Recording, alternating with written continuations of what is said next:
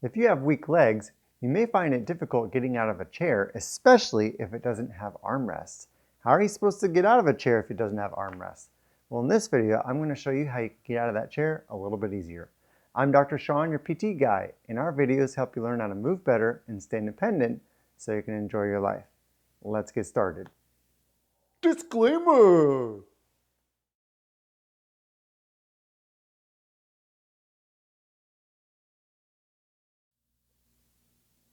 In a previous video, we showed you how to get out of a chair in 5 simple steps.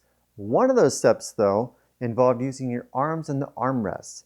However, what if your chair doesn't have any armrests? What are you supposed to do?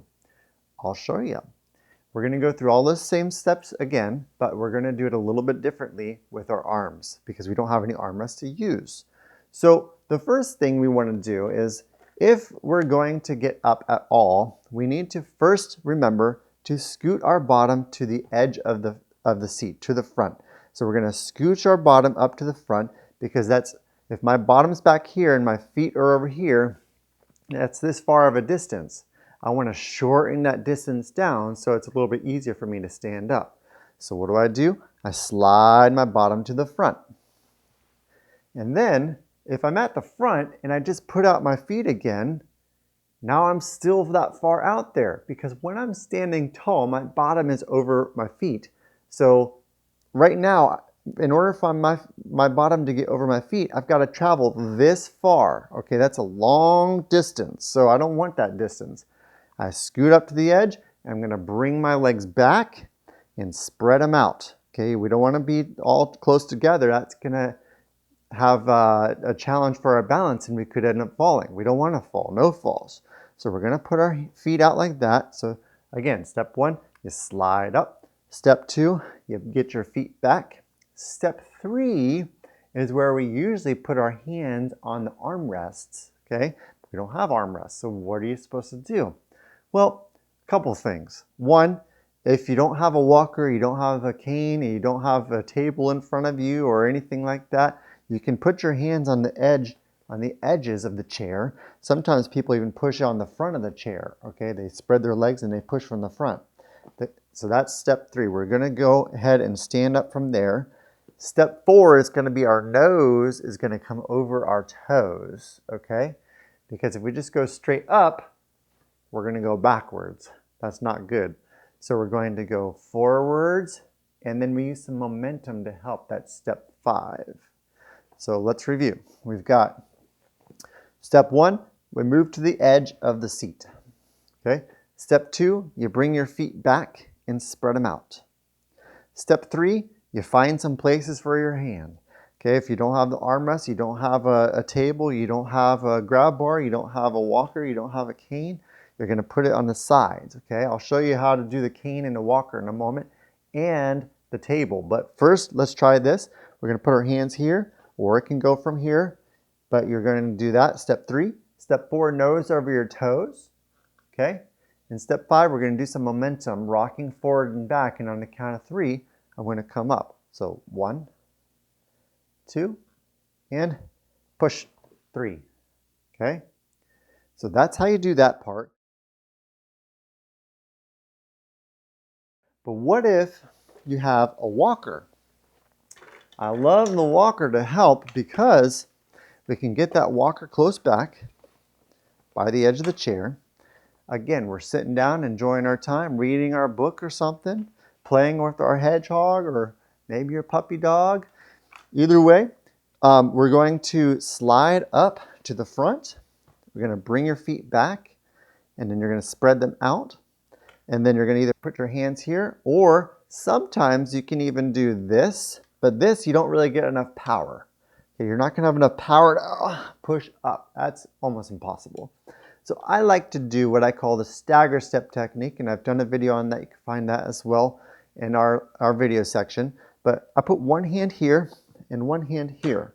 That way I get a little bit of a push here, and I get a little bit of a push here. So I'm going to push from both sides, but this side's going to take over once I come up a little bit higher. Okay, so I'm going to go like this. I'm going to use my nose over my toes. On the count of 3, I'm going to come up 1, 2, and 3. Okay. So that's how you can do it with a walker. Now, what about a cane? What if you're using a cane? I would suggest you can try out either hand, but we'll do my right hand here for now. Same thing. If your cane doesn't stand up like mine, because I have a hurricane, you just hold it in your hand. Hold it in your hand like that. You're going to have your hand over here on the edge. And what you're going to do is, again, you slid to the front. Your feet are back. Hands here. Nose over your toes. And on a count of 3, we come up. 1, 2, 3. And push with that cane. There you go. That's that one. Now, what if you don't have, what if you're at a restaurant and your walker's not there, or your cane's not there, or you're just holding on to your spouse's arm to get in to the restaurant and you're sitting down? How are you supposed to get up? Well, usually there's a table. So let's do that next. So if you're sitting at a table or a desk or a countertop, you can use that surface in most cases to be able to push up from as an armrest in itself. How do we do that? We turn ourselves, or we turn the whole chair over to the side first, okay? And now we're creating an armrest that I don't have on my chair, okay? You can have your walker in front of you or your cane on your left, but right here I'm going to use a sturdy table, not a glass top table. If you do this with a glass top table, the glass itself could tip up and slide off, or you could break the glass. So you have to be careful of the kind of surface you're using. So make sure it's a sturdy surface before you try to do this technique. Otherwise, just use the chair or use the walker or the cane. So how do you do it with the table? Again, we slide to the edge of the seat. We bring our feet back. We spread them out. My left hand's going to go on the edge of the side of the chair. My right hand's going to go right here. And I'm going to go my nose over my toes. And then I'm going to rock back and forth. And on a count of 3, I'm going up. Let's do it. 1, 2, and 3. And then I would grab the walker or my cane and I'd head on out.